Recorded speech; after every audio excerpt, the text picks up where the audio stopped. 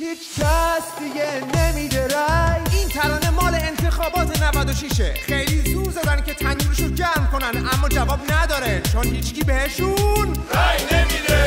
میگن آقای شهران ایشون پوله از سر تا پاش ایشون، اما بهش رای نمیدن.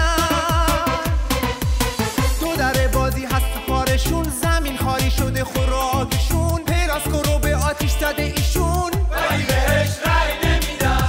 این یکی چی داره؟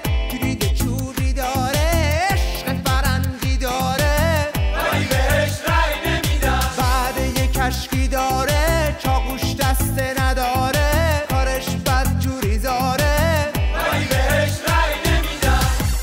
ای وای دارم چی میبینم، دارم دراکولا میبینم، وای یه هیولا میبینم، این دیگه رو نمیخونم. وای دارم چی میبینم، دارم دراکولا میبینم، وای یه هیولا میبینم. این دیگه رو نمیخونم.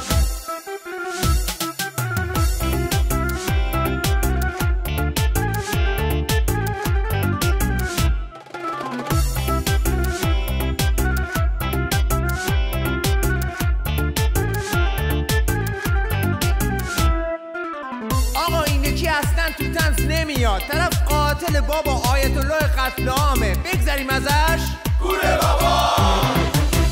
خلاصه یه سیرکه که کلی مشنگ توشن،